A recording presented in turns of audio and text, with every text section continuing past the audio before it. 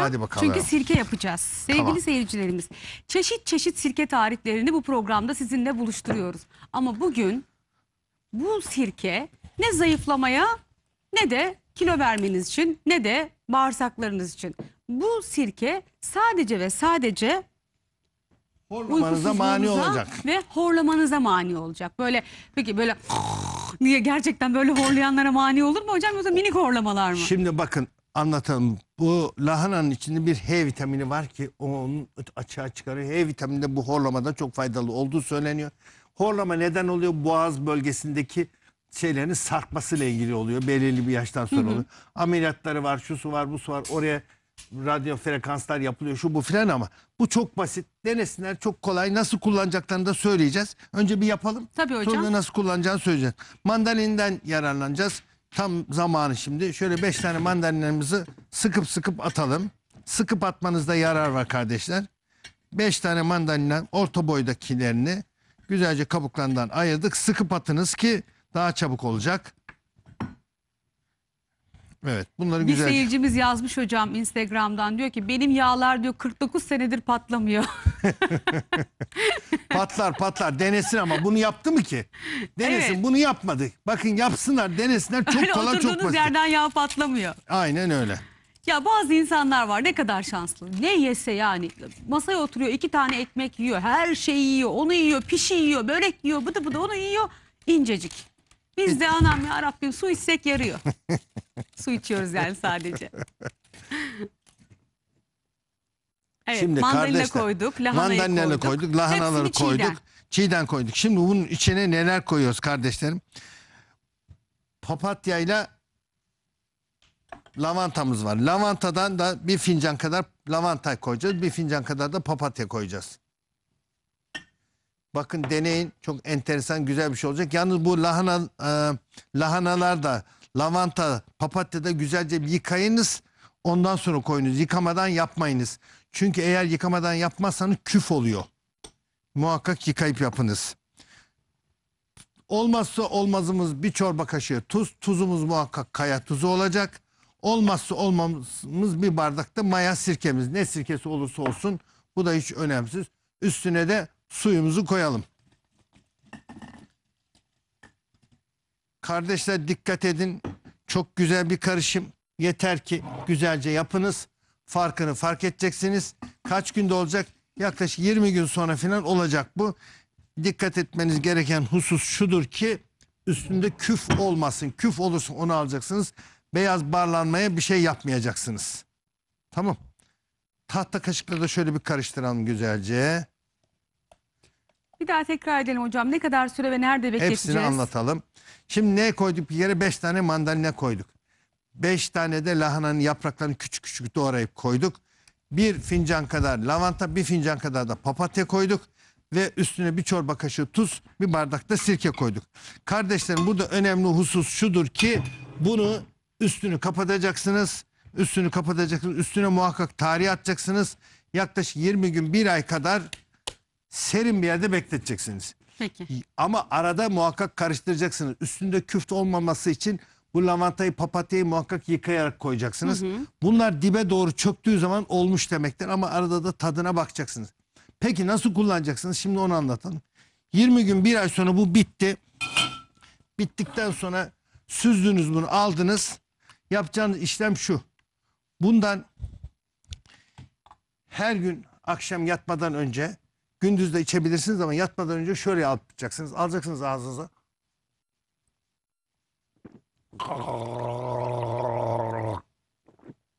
Boğaz bölgenizde gargara yapacaksınız ki oraya iyice nüfuz ettireceksiniz. Bir de kardeşler, Sonra affedersiniz hocam, tükürecek miyiz yoksa yutacak mıyız? yutabilirsiniz. Hiçbir mahsur yok. Ama mide ağrımız varsa sirke.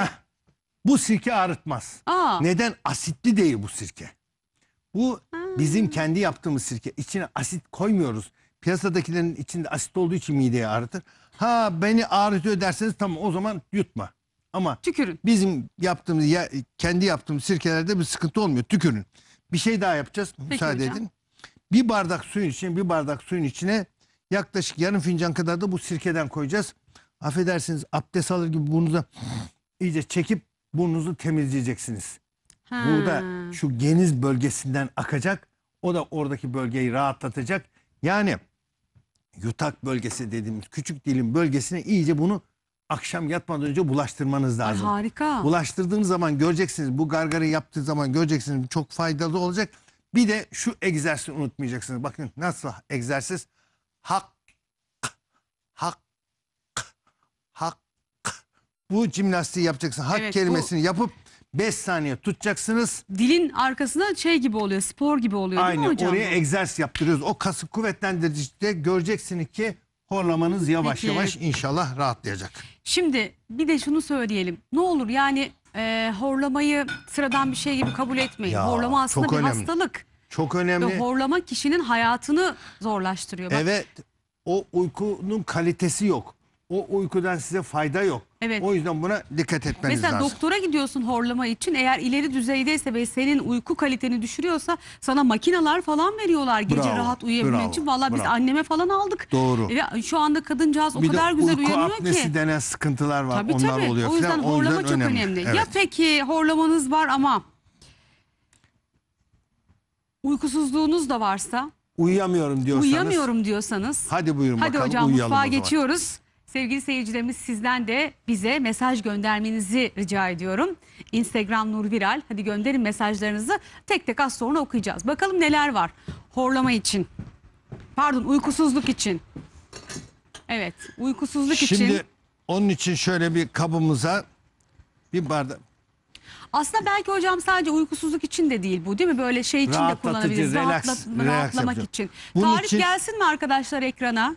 Malzemeler. Ne var hocam? Biz Şimdi yardımcı olayım hocam hemen size. anlatalım. Sarı kantaronumuz var. Evet. Melisa'mız var ve Evet. papatyamız var. Bir bardak kaynar suyun içine bunlardan birer Hocam tutam siz ne atacağız. istiyorsunuz? Bir tutam ondan. Şöyle cezve gibi bir şey de Cezve var mı canım kaynatırsak benim? daha iyi olur diyor. Şu var mı hocam? Ha, Şu. tamam şunu da yapalım. Şurada da var. Bunu da Ha, yapalım. tamam. Şimdi anlatayım.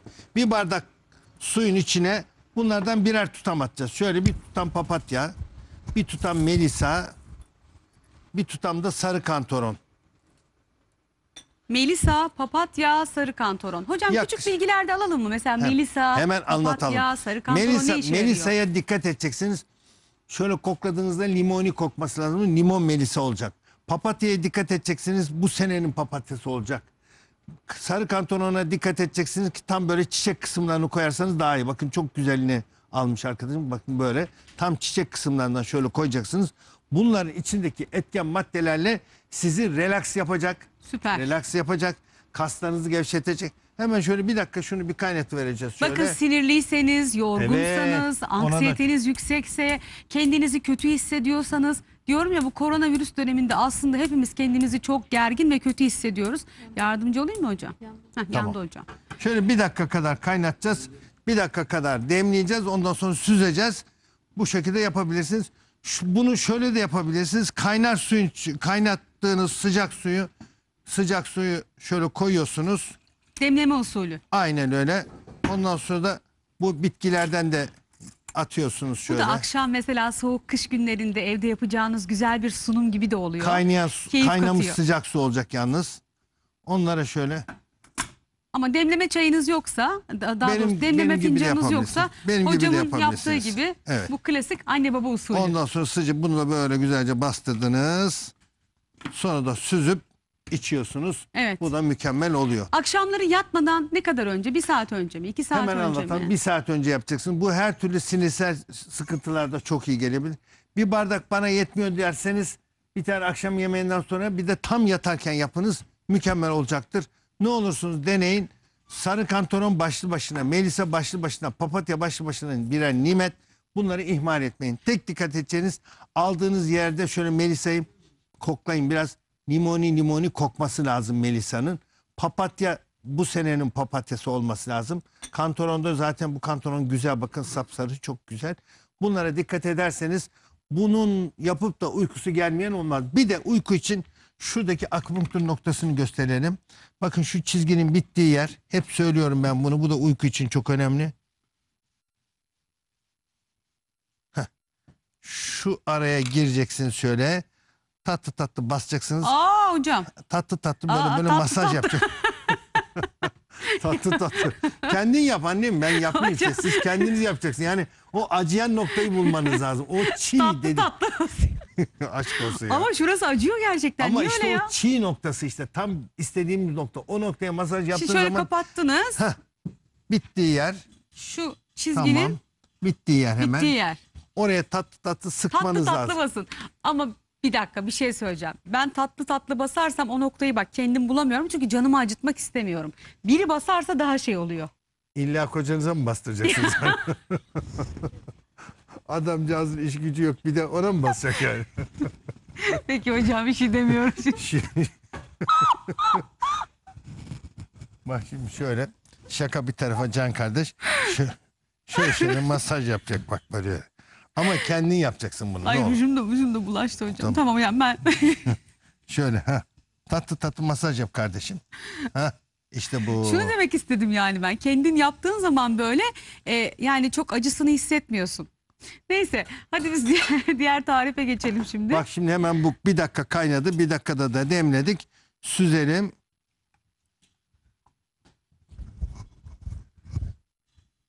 İşte bu.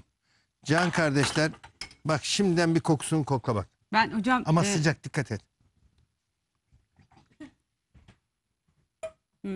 Zaten ben Melisa'yı çok kullanıyorum. Sarı kantaronu da çok kullanıyorum. Bir tek yanına papatyayı eklemiyordum. Bundan sonra onu da eklerim. Şimdi Ama deneyin. Bu mükemmel. İsterseniz buna birazcık limon sıkabilirsiniz.